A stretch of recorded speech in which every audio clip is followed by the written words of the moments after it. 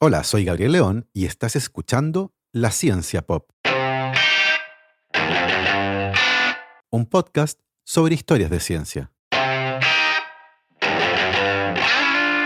La historia de hoy comienza con una revolución y el especial homenaje que los agricultores holandeses le hicieron a su líder, para pasar luego al descubrimiento de un nuevo estado de la materia, uno que produjo más tarde una revolución tecnológica.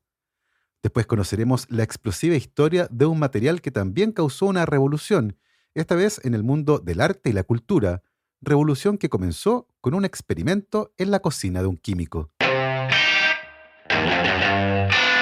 Y como siempre les recuerdo que si les gusta este proyecto y lo quieren apoyar, lo pueden hacer a través de mi página en Patreon. Para eso vayan a www.patreon.com/lascienciapop y se pueden inscribir para hacer un aporte mensual a este podcast.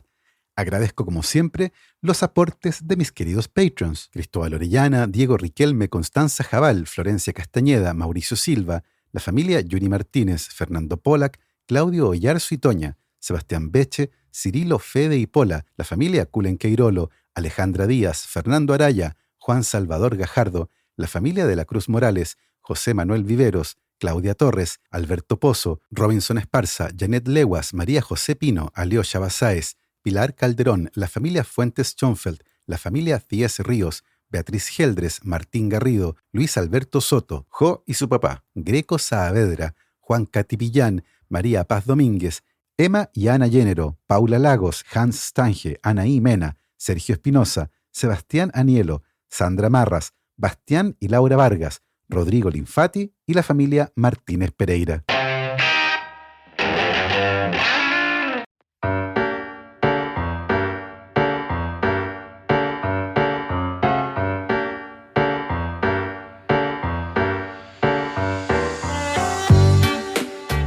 La historia europea del siglo XVI está llena de conflictos bélicos, pero uno de los más interesantes fue la Guerra de Independencia que las 17 colonias de los Países Bajos libraron contra la España del rey Felipe II, que heredó el control de esas tierras luego de que su padre, el rey Carlos V, abdicara al trono.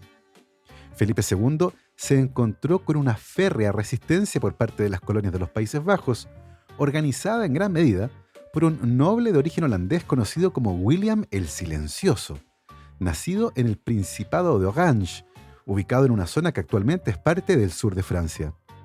William, el príncipe de Orange, lideró desde el exilio a las fuerzas rebeldes de los Países Bajos, las que consiguieron una gran y determinante victoria en 1581, logrando formalmente la independencia de las Provincias Unidas de los Países Bajos. Evidentemente, esto no cayó nada de bien en España, y ese mismo año el rey Felipe II ofreció una generosa recompensa a quien asesinara al líder de la independencia de los Países Bajos. En parte por la recompensa, y en parte porque consideraba a William como un traidor tanto del rey como de la Iglesia Católica, un hombre llamado Baltasar Gerard decidió viajar a los Países Bajos para asesinar al líder revolucionario. El plan era complejo y, haciéndose pasar por un noble francés, finalmente tuvo acceso a la casa de William el Silencioso en la ciudad de Delft, luego de 3 años de paciente planificación. Finalmente, el 10 de julio de 1584, y armado con 2 pistolas, Gerard emboscó a William el Silencioso en su propia casa, disparándole en el pecho y a corta distancia mientras bajaba por una escalera. William, el príncipe de Orange, murió a los pocos minutos y el asesino fue capturado rápidamente. 3 días después, el 13 de julio de 1584, los magistrados lo condenaron a muerte, pero de una forma que incluso para los estándares de la época resultó particularmente brutal. Primero, la mano derecha de Gerard, con la que le había disparado a William, fue quemada con un hierro al rojo vivo. Luego, usando tenazas, sus músculos fueron desprendidos del hueso en 6 lugares diferentes, para luego ser descuartizado y destripado vivo. Su corazón le fue arrancado del pecho y refregado en su cara, y finalmente le cortaron la cabeza. Queda claro que el asesinato del líder de la revolución holandesa no cayó nada de bien entre sus compatriotas. Tal vez impulsados por ese mismo respeto por el asesinado líder, y la Nueva República, y teniendo en cuenta que la casa real de William era la casa de Orange, los granjeros holandeses comenzaron a crecer una nueva variedad de zanahoria, una que no tenía ninguna otra particularidad que su color. Eran anaranjadas, el color de la casa de William, un color que hoy asociamos con los Países Bajos, color que está presente en su bandera y que además le dio el nombre a una de las selecciones de fútbol más famosas de la historia, la naranja mecánica de Johan Cruyff de 1974. Las zanahorias son un cultivo que se originó en Asia, en una región que hoy corresponde a Irán y Afganistán, pero originalmente fueron cultivadas por sus hojas y semillas, al igual que sus parientes lejanos, el perejil y el cilantro. De hecho, si son observadores, habrán notado que la raíz de ambas plantas, sobre todo la del perejil, es similar a una zanahoria blanca y algo escuálida. Lo interesante de esto es que originalmente las zanahorias eran así, blancas y escuálidas. Los científicos que han estudiado el origen y domesticación de las zanahorias creen que lentamente aparecieron de manera espontánea algunas variedades mutantes que tenían raíces más grandes y de colores diferentes, y que fueron cultivadas para diferenciarlas de las zanahorias silvestres, que tienen una raíz amarga y mucho más fibrosa. Hace unos 1100 años surgieron las primeras variedades púrpuras de zanahorias, y luego las amarillas. Pero las zanahorias anaranjadas, las que hoy son tan comunes, no aparecieron sino hasta fines del siglo XVI. Este hecho está muy bien documentado en el arte, y los cuadros anteriores al 1600 en los que aparecen zanahorias siempre muestran zanahorias blancas, amarillas o púrpuras, pero nunca anaranjadas. La única particularidad que por esa época tenían para los agricultores estas zanahorias era el color, y se ha propuesto que se hicieron populares primero en los Países Bajos, cuando los agricultores comenzaron a crecerlas para honrar a William el Silencioso, príncipe de la Casa de Orange. Si le creemos a esta historia, entonces las zanahorias más comunes hoy son anaranjadas por razones políticas. Si bien se trata de una historia muy interesante, muchos expertos creen que no hay evidencia suficiente para afirmar esto, básicamente porque no se han encontrado escritos de ningún tipo en los que alguien diga textualmente que estas zanahorias fueron crecidas con la intención de homenajear al líder de la revolución independentista de los Países Bajos, pero no por eso deja de ser una hipótesis muy interesante. Hoy sabemos que las zanahorias anaranjadas son relativamente nuevas, por eso el color se llama naranja y no zanahoria. Las naranjas han sido de ese color siempre, pero en el caso de las zanahorias se trata de una característica muy reciente, que tiene menos de 600 años y asociada con la acumulación de unos pigmentos llamados carotenoides, particularmente betacaroteno. La presencia de ese pigmento alentó a muchos botánicos a estudiar las características químicas de los compuestos que era posible aislar desde las zanahorias, las que además, por su naturaleza, eran un material de trabajo bastante atractivo. A inicios de 1888, el botánico Friedrich Reinitzer estaba trabajando en el Instituto de Fisiología de Plantas de la Universidad Alemana en Praga. El trabajo de Reinitzer era más cercano a la bioquímica vegetal, ya que estaba caracterizando varios compuestos aislados desde zanahorias y que estaban químicamente emparentados con el colesterol, una molécula muy abundante en las células animales y que las plantas parecían poseer también, al menos, un derivado similar. Efectivamente, en las plantas es posible encontrar fitoesteroles, moléculas que son estructuralmente similares al colesterol animal. Friedrich Reinitzer había purificado uno de estos compuestos desde zanahorias y comenzó a caracterizarlo haciendo los ensayos más típicos. En ese contexto, una de las cosas que determinó fue el punto de fusión del compuesto. Para ese tipo de ensayos, una pequeña muestra de algún compuesto puro en estado sólido es puesto dentro de un contenedor de vidrio transparente, similar a un tubo de ensayo muy pequeño, y la muestra es calentada gradualmente mientras se le examina atentamente con una lupa. La idea de este experimento es examinar atentamente la muestra para determinar la temperatura a la que el compuesto sólido pasa a estado líquido.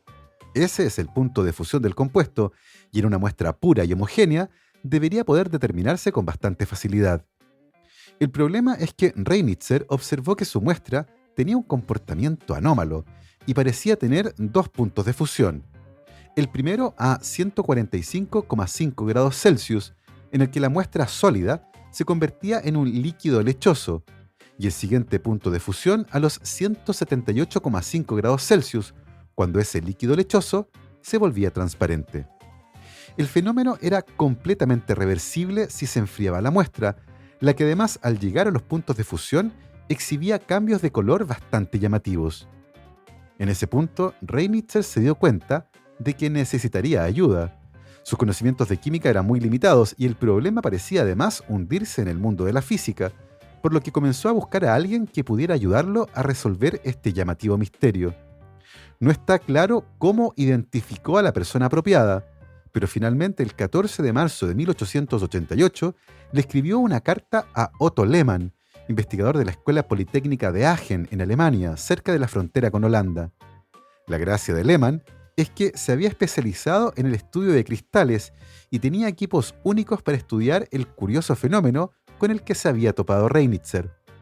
En su primera carta, este le explicó a Lehmann cómo el compuesto, al ser calentado por sobre el segundo punto de fusión y luego enfriado lentamente, mostraba colores violeta y azul que desaparecían rápidamente cuando la muestra se ponía turbia como la leche, pero aún en estado líquido, y que los mismos colores volvían a aparecer justo antes de que la muestra se convirtiera en una masa cristalina blanca. La aparición de colores y la presencia de dos puntos de fusión era algo suficientemente novedoso como para entusiasmar a cualquiera, y Lehmann se entusiasmó. Reinitzer le envió muestras del compuesto a Lehmann, quien las analizó en sus instrumentos y confirmó la presencia de pequeños cristales en la fase lechosa, esa que aparecía entre los dos puntos de fusión. La comunicación entre ambos terminó el 24 de abril, cuando Reinitzer estimó que tenía información suficiente como para publicar sus resultados, cosa que hizo el 3 de mayo de 1888 en una reunión de la Sociedad Química de Viena. A esa altura, ninguno de los dos sabía que habían estudiado por primera vez un fenómeno que décadas más tarde sería parte de una gran revolución tecnológica. Otto Lehmann había estudiado cristalografía y tenía gran experiencia trabajando con microscopios. No solo eso, debido a la influencia de su padre, que también era científico, había conseguido ensamblar un microscopio muy especial, equipado con luz polarizada, lo que lo hacía ideal para trabajar analizando cristales, y que además le permitía calentar la muestra analizada, una característica única y que ningún otro microscopio en esa época tenía. De esta forma, Lehmann parecía estar esperando un problema que fuera digno de ser analizado en este tan especial equipo, y se dedicó a estudiar muestras similares a las que le hizo llegar originalmente Reinitzer, quien aparentemente perdió todo interés en el problema luego de publicar sus resultados. En agosto de 1889, Otto Lehmann publicó sus observaciones en un artículo titulado Sobre cristales que fluyen, y que comienza con una exclamación. ¿Cristales que fluyen? ¿No es eso una contradicción en los términos? Otto Lehmann describe en ese artículo el curioso comportamiento del líquido lechoso, ese que aparece entre los dos puntos de fusión, que se comporta como un cristal y que fluye, y reconoce que sus observaciones pueden ser difíciles de creer, diciendo que lo imposible parece ser posible, pero que no tiene una buena explicación para el fenómeno. Sin embargo, varios científicos se habían topado con el mismo fenómeno, y uno de ellos, Ludwig Gattermann, se comunicó con Lehmann, confesándole que había quedado tan perplejo que originalmente había pensado que sus muestras estaban contaminadas, pero luego de meses de purificar y repurificar todo, estaba seguro de que el fenómeno existía, pero que no tenía una explicación para el comportamiento de estos cristales que fluyen, fenómeno que ahora, con la publicación de Lehmann, dejaba de ser una anomalía individual para convertirse en un fenómeno que valía la pena estudiar en profundidad. Gattermann era químico orgánico y había sintetizado un compuesto que compartía las curiosas propiedades que tenía la molécula aislada originalmente desde zanahorias. Fue Gattermann quien bautizó a este tipo nuevo de moléculas, con este comportamiento tan curioso, como cristales líquidos. Inicialmente esta nueva área de estudio fue enfrentada con cierto recelo, debido a la rareza del fenómeno descrito, y de hecho hubo científicos muy críticos de esta idea, pero lentamente más investigadores se involucraron en su estudio, a veces sin quererlo. Uno de ellos fue un químico que estaba trabajando con gases, pero que abruptamente se quedó sin poder trabajar cuando la persona que hacía la limpieza en el laboratorio destruyó sin querer uno de sus equipos más importantes. Frustrado luego del incidente, el químico fue a la biblioteca a leer, y ahí se topó con el artículo de Gatterman, quedando fascinado con el curioso fenómeno. A pesar de esto, la oposición a la idea de un material tan exótico como un cristal líquido fue materia de fuertes debates científicos, y durante décadas los cristales líquidos fueron una rareza científica. Con el paso del tiempo, quedó claro que los cristales líquidos representaban a un nuevo estado de la materia, uno con características tanto de sólidos como de líquidos. No solo eso, los cristales presentes en el fluido podían responder a la corriente eléctrica cambiando su orientación y afectando a la luz que pasaba por el material. Estos descubrimientos fueron los que delinearon el uso de los cristales líquidos para el desarrollo de la tecnología de las pantallas de cristal líquido, los famosos LCD. Fue en Estados Unidos durante la década de 1960 y 1970 que se desarrolló esta tecnología, la que permitió lentamente reemplazar a las pantallas y televisores basados en el tubo de rayos catódicos, máquinas pesadas y grandes que dieron paso a pantallas mucho más livianas y compactas. Todo gracias a las zanahorias. A la vuelta de esta pausa, les contaré cómo otra planta y un accidente de laboratorio revolucionaron a la industria del cine y de paso salvaron de la extinción a los elefantes. La economía colaborativa está cambiando el mundo. Pronto descubrirás en Chile una nueva forma de comprar con tu comunidad y reducir el precio y la huella de carbono de tus productos preferidos.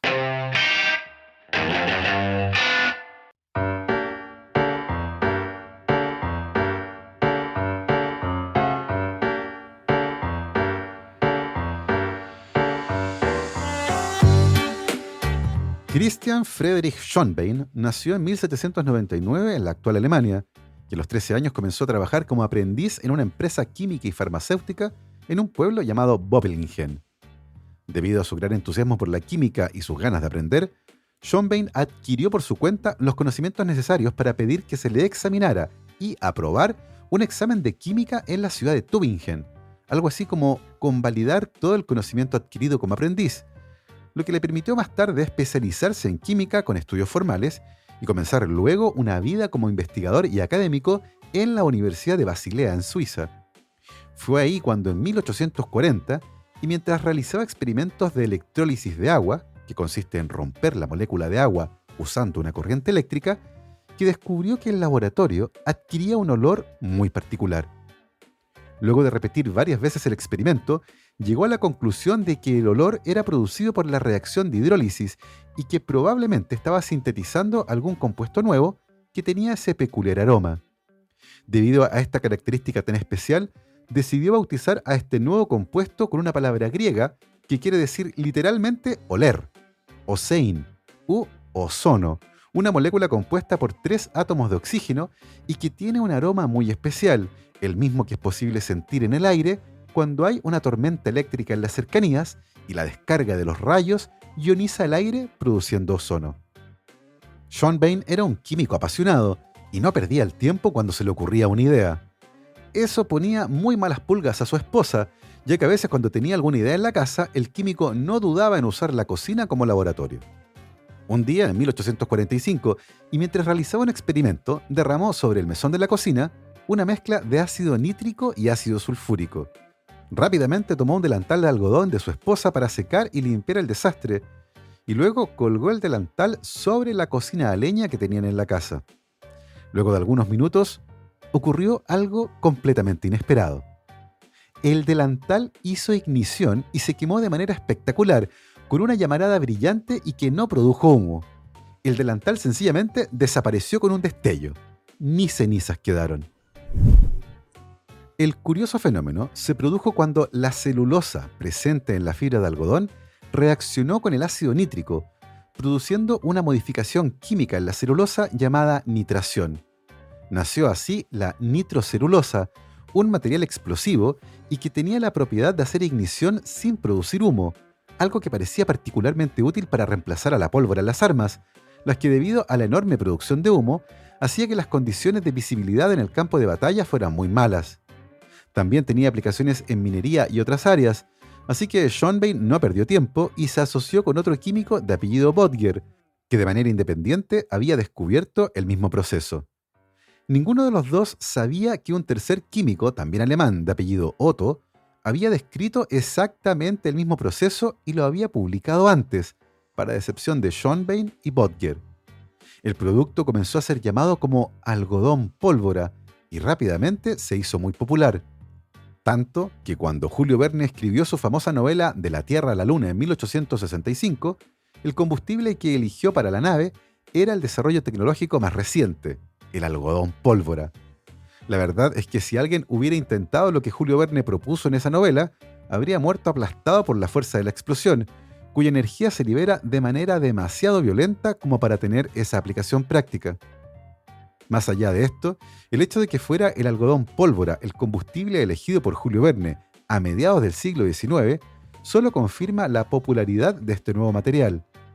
Y el gran problema es que este nuevo invento era extremadamente inestable y los procesos de fabricación no eran los más seguros, lo que causó una gran cantidad de accidentes con decenas de muertos y cientos de heridos.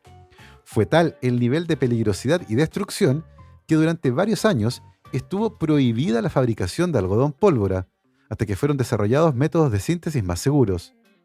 Debido a su naturaleza explosiva, el principal uso del algodón pólvora o nitrocelulosa fue en la guerra. De hecho, fue el principal agente detonante usado por la artillería durante la Guerra Civil de Estados Unidos, entre 1861 y 1865, y su uso es una de las razones por las cuales este conflicto es considerado como la primera guerra moderna de la historia.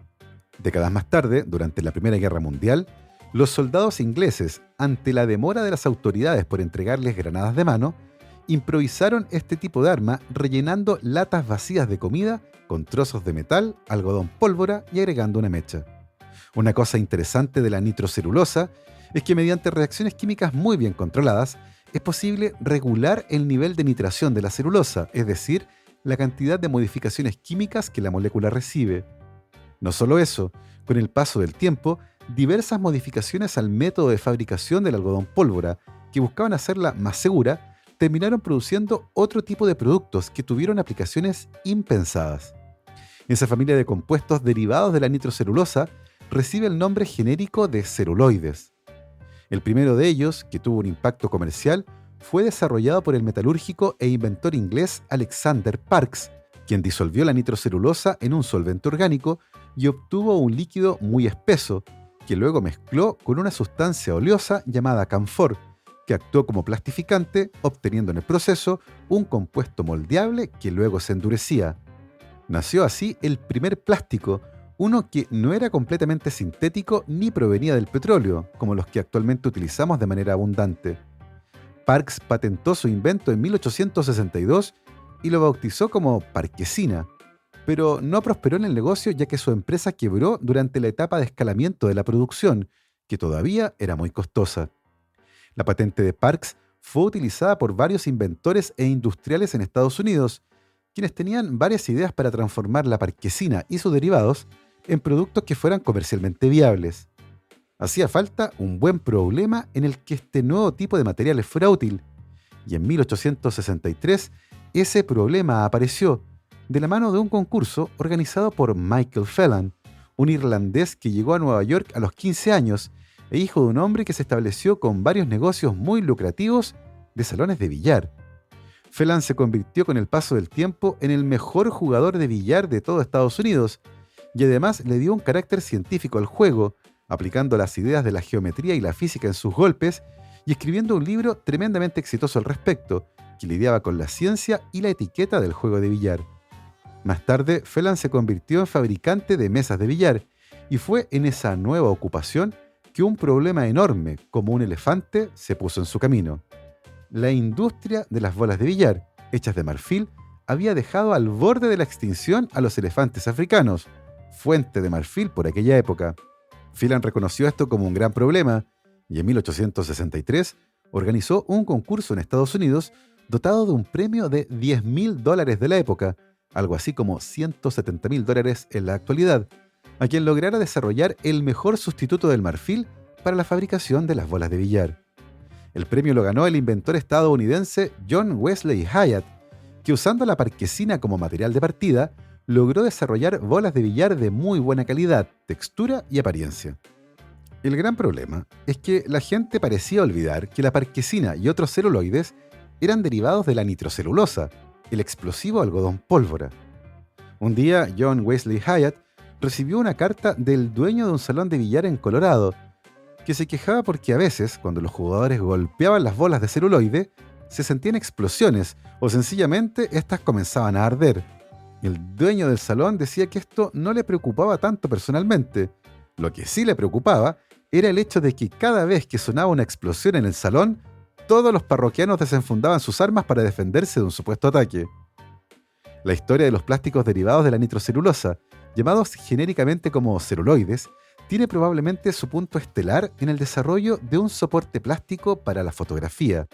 Hacia fines del siglo XIX, la fotografía todavía dependía de placas de vidrio en las que se aplicaba una fina capa de un material fotosensible, usualmente una suspensión de partículas de plata que eran sensibles a la luz. El gran problema de este sistema es que el vidrio es extremadamente frágil. El desarrollo de plásticos como la parquesina y los celuloides en general auguraban una nueva era para la fotografía, una en el que el desarrollo de un nuevo tipo de soporte que fuera liviano, resistente y no quebradizo le diera un impulso a la fotografía y de paso contribuyera al nacimiento y consolidación de una nueva forma de arte, el cine. En 1887, Hannibal Goodwin, un clérigo episcopal e inventor de Nueva York, desarrolló un complejo método para transformar un bloque de celuloide en finas láminas de material. Para esto, cortaba con mucho cuidado láminas muy delgadas de celuloide desde un bloque, como quien corta trozos de queso, y luego eliminaba las marcas dejadas por el corte aplastando la lámina entre dos trozos de metal caliente. Repetía varias veces el proceso y luego unía las láminas para formar una única cinta muy larga. Un método similar fue desarrollado al año siguiente por George Eastman, que fundó una empresa llamada Eastman Kodak, dedicada a la producción de celuloide para fotografía. Más tarde, Kodak fue demandada por infringir la patente de Goodwin y debió pagarle $5 millones como multa. El nuevo soporte plástico llamó poderosamente la atención de Thomas Edison, el famoso inventor estadounidense, y que por esa época estaba obsesionado en desarrollar una tecnología que hiciera por los ojos lo que su gramófono hizo por los oídos. Edison quería fotografías en movimiento. En 1891, Thomas Edison y su ayudante, William Dickson, inventaron el kinetoscopio, máquina que toma su nombre de las palabras griegas kine, movimiento, y skopos, ver. El kinetoscopio o cinetoscopio era una máquina diseñada para ver películas cortas de manera individual, haciendo pasar una cinta de celuloide que tenía los fotogramas en ella a través de una fuente de luz. Originalmente, las cintas que Kodak desarrolló para Edison eran de 70 milímetros de ancho, pero para aprovechar mejor el material, William Dickson, el ayudante de Edison, decidió cortar las cintas de celuloide a lo largo, dejándolas de 35 milímetros de ancho. Nació así la película de 35 milímetros y el cine moderno. El gran problema que nadie previó es que, nuevamente, todo el mundo pareció olvidar el origen explosivo e inestable del celuloide, hijo del algodón pólvora. Muy pronto, la industria del cine sufriría las consecuencias. Las cintas de celuloide almacenadas en bodegas y cines entraban en combustión fácilmente. Estos incendios generaron muertos, heridos e innumerables películas se perdieron para siempre, particularmente de la época del cine mudo. Esos incendios forman parte también de la tradición del cine y se pueden ver en películas como Cinema Paradiso o Bastardos sin Gloria.